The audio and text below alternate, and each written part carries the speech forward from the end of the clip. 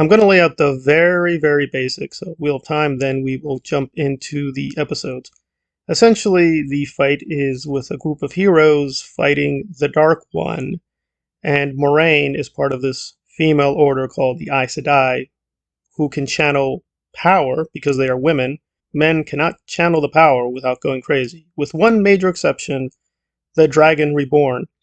And the basic story is Moraine finding the dragon and saving the world. And she thinks she locates it in a group of young men and women from Emond's Field, and basically she recruits them, and then they're traveling to Tar Valon, where presumably the dragon will be inspected and instructed, and the female channelers will be trained to be Aes Sedai. So how are these episodes? Well, it's a difficult thing because I only know the book slightly, so they did improve things by making the action scenes much more direct. For instance, the Trollocs invading the first book is sort of like Rand's POV, so things are sort of at a distance with the first book, so they've made things a lot more intimate. But they did make a controversial decision to age up the entire young people, so they're no longer young teens or basically children. Now they're young adults, presumably to get in this sex and violence and all this other stuff. And that's fine because it actually benefits certain characters like Matt, as well as Perrin, who are kind of bland in the books. They really develop in the later books. So they're done pretty well. But the other characters do suffer, ironically, the female characters. They kind of become, to me, fuzzy and just one character all the time. The only difference is Moraine is a little bit more tough and evil. She does some very questionable things in order to save them. She's willing to sacrifice others. So they give her a little bit of an edge. But unfortunately, in the later episodes, they do take it back. It's a bit of a misdirection. I will say Jordan at least is a little consistent because the Aes Sedai are shown to be corrupt. But I do think they're setting up Moraine as kind of a flawed heroine, but she's essentially good. Whereas I think that's much more a question mark in the books. So episodes 2 and 3 are fine. I'd give episode 2 a 7.25 and episode 3 a 7. I was actually going to give it a lower grade because while they're traveling, they need to escape the Trollocs and they go into a very questionable area. And Matt does something which is really incredibly stupid and crazy.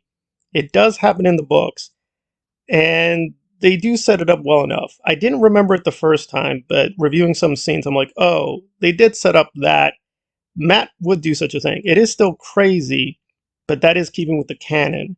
Now, unfortunately, I think Matt does suffer in the later episodes, and that's probably because the actor dropped out. So they may have reshot things, and he looks and sounds very weird. Part of that is normal when we get to those episodes, but part of it's like, the editing is a little bit off.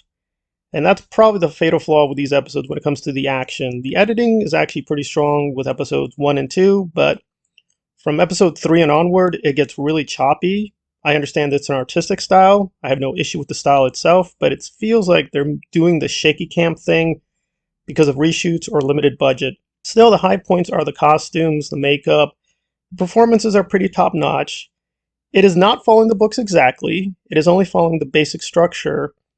And they are sacrificing some of the minor characters. For instance, Tom in the books is way, way more interesting and complex. Here they sort of seem to have made him this kind of generic, handsome, white Aragorn kind of guy who's helping Matt and Rand, although why he's helping them, it's not clear. In the books, he's also much more jaded. He teaches them a lot about the Aes Sedai and how to hustle. They have a few good adventures, but here he's just kind of a bland companion. And they're going to do things in the later episodes which are crazy, making Matt and Rand look like cowards. It's a mixed bag. If you are a book purist, you're not going to like this. You're going to think that, yeah, they gave you good action scenes, but the trade-off is not that good. If you're more of a Wheel of Time novice like I am, you're probably not a purist, and I don't really care about these characters, so I'm willing to see where the story goes. The production value of the first couple episodes is pretty strong and high, so I give it a pretty good rating. But it is ripping off Fellowship pretty badly, and the way the group gathers and then fractures is basically Fellowship of the Ring. Not the book, but the movie. And I know I've developed this reputation for hating Peter Jackson's Lord of the Rings, but I think they're above average action films, and this is also kind of above average high fantasy romance action story. So on that basis, yeah, they're good, but I just don't think they're all that interesting. At least with Tolkien, we got a deeper sense of the lore and the mythology. Here, they go through things really, really quickly. You only get the basics. They're fighting the Dark One, but a sense of who these other factions are, such as the White Cloaks, the Tinkers, and things like that, we only get a very bare understanding. We just know the White Cloaks are a bunch of religious extremists. We know the Tinkers are these weird nature purists, but we're just getting little bits and pieces of the mythology.